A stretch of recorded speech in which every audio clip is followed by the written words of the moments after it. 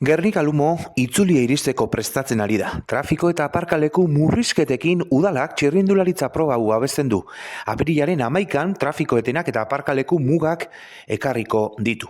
Itzuliaren 5. etapak Urduñan hasi eta Gernika Lumon amaituko denak trafikoari eragingo dio apirilaren 11an.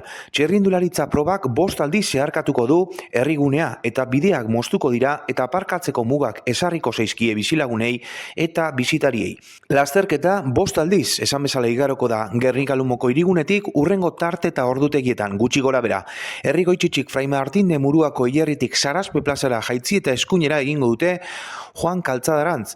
Laurak laurden gutxi aldera. Olesko tabernatik Arratzun ospitalaren aurrek alderaino eskuinera biratuko dute saihesbidearen biribilgunerantz.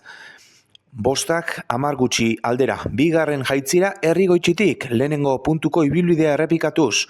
5 eta 8.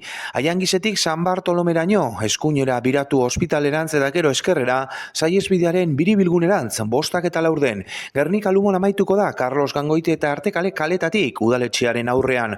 5 eta 17. Trafiko murrizketak ertzaintzaren motozikletak bandera txoriarekin igarotzen direnean eten egingo dira bide guztiak. Ez dakigu zehazki zenbateko aurrerapenarekin gertatuko den hau. Ibilbide alternatiboak aurreikustea eta proba igarotzeko ordutegian auto joan etorriak saihestea gomendatzen da. Erreserbatutako aparkalekuei dagokionez, lasterketaren antolatzaileek hainbat aparkaleku erreserbatzeko eskatu dute. Santanako aparkalekua 1 eta 2, Zeharretako aparkalekua handia, Juan Kaltzada Samalanetarako 16-18 zenbakiaren aurrean eta 2 aparkaleku 82 zenbakiaren aurrean. Artekale kale osoa, San Juan BM aurreko zebrabidetik gasolindegiaren aurreko aparkalekuetara, Adolfo Urioste Iparragirreren Zaurrelatik Artekaleren bidegurtzeraino, bizilagunentzako gomendioak.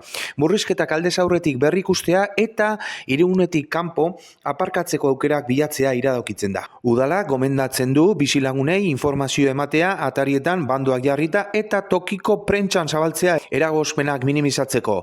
Lasterketa egunean antolaketako langileak aurreikusitako ordutegia baino ordubete lehenago egongo dira, denpora aurreratzen bada ere. Trafikoari eta murrizketei buruzko edozein kontsulta gehigarri egiteko herritarrek udaltzaingora jo dezakete. Auzotarren arteko lankidetza funtsezkoa izango da kirol ekitaldi hau gora berarik gabe burutu dadin.